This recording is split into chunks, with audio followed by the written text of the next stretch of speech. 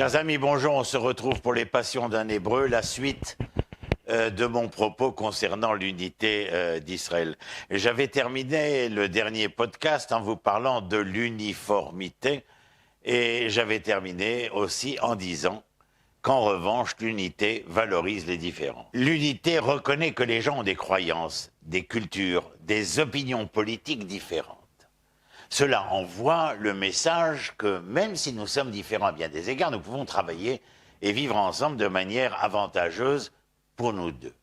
L'homogénéité authentique est basée sur les valeurs démocratiques, l'ouverture d'esprit et le concept de multiculturalisme. La cohésion est un environnement stimulant, où tous cohabitent harmonieusement et reposent sur les principes d'égalité et de respect mutuel. Être totalement dépossédé du sentiment d'unité humaine interpelle un sujet essentiel. La légitimité de l'altérité pour l'altérité. Il s'agit d'une réponse contre toutes les hégémonies. La raison actuelle parvient lentement à reconnaître que la conscience d'autrui se fonde sur l'obligation de vivre mon prochain et sa différence. Mis face à face, avec notre ordinaire, avec les maux du racisme, du communautarisme, de la religion et du politique, nous sommes devenus très irascibles quant à la différence due à cette différence. L'autre, sous couvert de couleur, de forme, de croyance, doit pouvoir s'exprimer parmi nous. Refusons d'émettre toutes sortes de sentences vindicatives, sinon les effets seront terribles et la sécession engendrés par la couleur de peau, la foi, l'accent, la culture, les manières de vivre seront source de violence. La diversité doit être accueillie pour ce qu'elle est, reçue comme un fait de la même manière que nous admettons les réalités de notre univers, aussi plurielles soient-elles, au sein de notre nature, par la seule variété des instruments, des sons et des accords, le concert devient cette œuvre harmonieuse par excellence. Ce sont les contrastes qui offrent à l'image, au tableau, le reflet d'un ensemble soutenant le beau, la richesse, la densité, la gaieté et la vie. Or, dans notre monde d'humains, il semble que la diversité fasse problème d'emblée.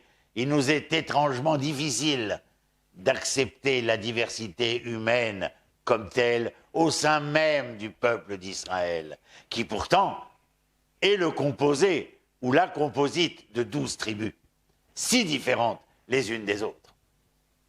Il est certes naturel que nous établissions plus facilement des liens avec des personnes d'horizons similaires.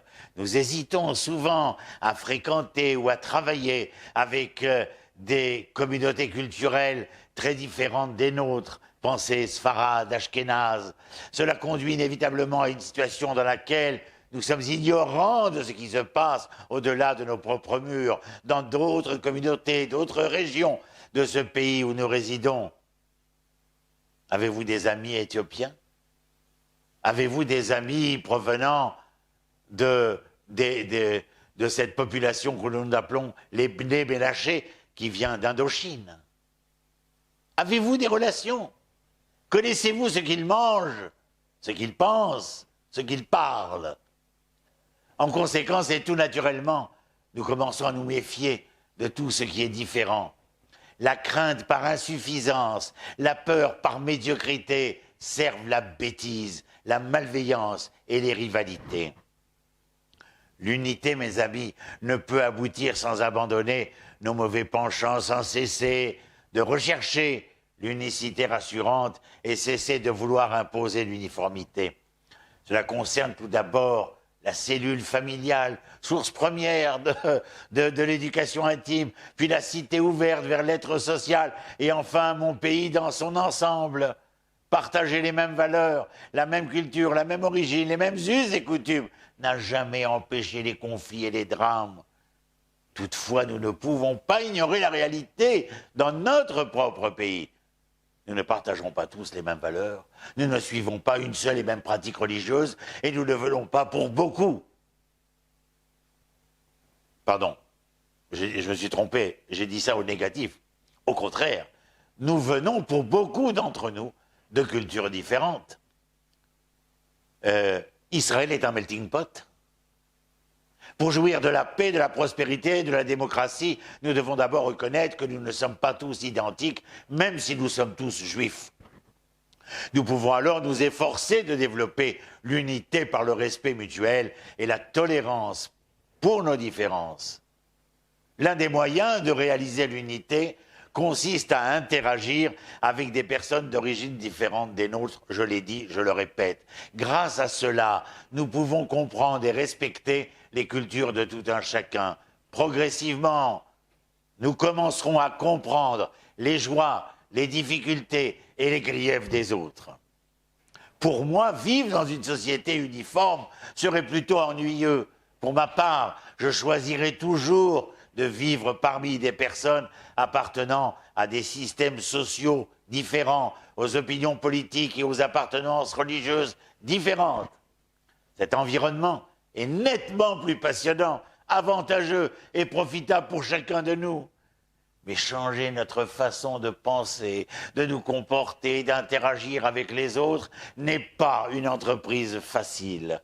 Nous devons changer radicalement notre manière de faire. Cela nous oblige à nous interroger, nous remettre en question. Cela nous oblige à être plus conscients de notre environnement. Nous devons être assez courageux pour nous mêler à des groupes inconnus et explorer de nouveaux domaines, de nouveaux horizons. Ainsi, la prochaine fois que nous prononcerons le mot unité, eh bien réfléchissons d'abord si nous le pensons vraiment ou non. Si le problème n'est pas un manque de terrain d'entente, si nous sommes toujours unis par notre héritage, par notre destin, alors peut-être que le problème se trouve ailleurs. Peut-être un problème d'idéologie. Et cela nous conduit à une seconde objection. Les juifs orthodoxes, pour ne citer qu'eux, ne pensent pas que les autres juifs sont authentiquement juifs dans certains secteurs de cette orthodoxie. Les juifs conservateurs réformistes, reconstructeurs et postmodernes ne pensent pas que les orthodoxes soient éthiques ou ouverts. Il est vrai que nous, juifs, nous empressons de nous stéréotyper, de mettre tout un chacun dans un tiroir. Des porte-paroles orthodoxes accusent des rabbins non orthodoxes d'être des clowns et affirment que les autres mouvements ont abandonné la Torah ou l'ont ajustée pour l'adapter à leur fantaisie préférée. Les leaders des mouvements séculiers, eux, affirment que ces derniers sont des superstitieux médiévaux. Est-ce que c'est vraiment une si mauvaise chose? Je ne sais pas. Et qu'ils ne se préoccupent que de la minutie rituelle plutôt que des glorieux mandats éthiques qui animent la tradition d'Israël. Dans ces accusations, nous jetons l'un sur l'autre l'opprobre. Il y a juste assez de vérité des deux côtés pour nous mettre tous mal à l'aise. Mais il n'est pas difficile de percevoir la voix lésée de la victime qui cherche à panser ses propres blessures en faisant du mal à d'autres. Le cliché n'est finalement pas utile. Cela ne renforce pas notre judaïsme et n'aide pas les autres juifs à mieux nous comprendre. Soyons clairs sur un point. Les juifs ont toujours argumenté. N'est-il pas vrai que tout au long des millénaires,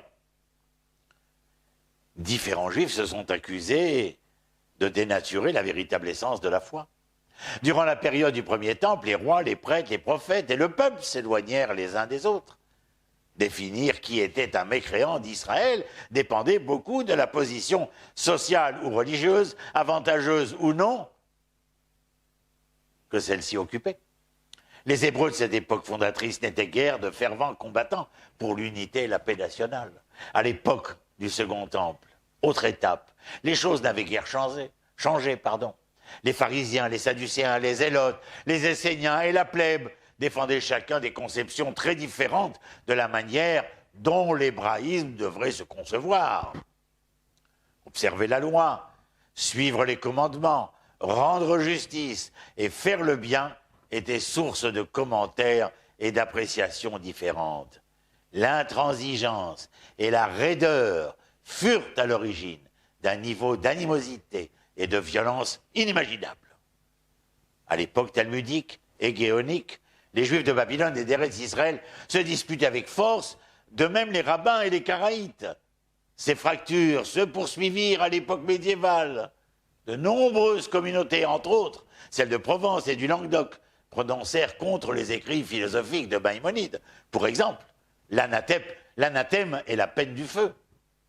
On s'excommunia réciproquement, sans miséricorde ni sans mansuétude, allant même à en appeler à la justice des gentils, c'est-à-dire des goyim. Ce fut un véritable schisme qui s'étendit peu à peu à toutes les synagogues pendant un siècle entier, mes amis. L'époque moderne n'est pas en reste, rassurez-vous. Elle a également révélé de profondes divisions dont beaucoup n'avaient rien à voir avec nos substantifs actuels. Le Gaon de Vilna excommuniait les chassidim, qui étaient en guerre contre les mitnagdim, ceux qui refusaient le chassidisme. Sionistes et bundistes, libéraux et néoconservateurs, tous se déchiraient. Notre peuple, fidèle à lui-même, demeure capable du meilleur et du pire, un peuple contentieux. La controverse fait partie intégrante, inhérente, je dirais, de la prise au sérieux des idées. Malheur à nous, si jamais nous considérons nos idées et nos opinions comme caduques et ne valant point la peine d'être argumentées. La vérité est que nous avons de profonds et sérieux points de désaccord dans le domaine de la théologie, de la pratique. Quel État voulons-nous? Quelle société aspirons-nous? Je ne vous donne pas la réponse, mais dans un autre podcast, un troisième pour cette série qui concerne l'unité des Hébreux, eh bien, nous essaierons d'étayer et de terminer notre propos. Je vous souhaite, comme toujours, le mieux et le meilleur, et je vous dis shalom, shalom, à la prochaine fois. Toda.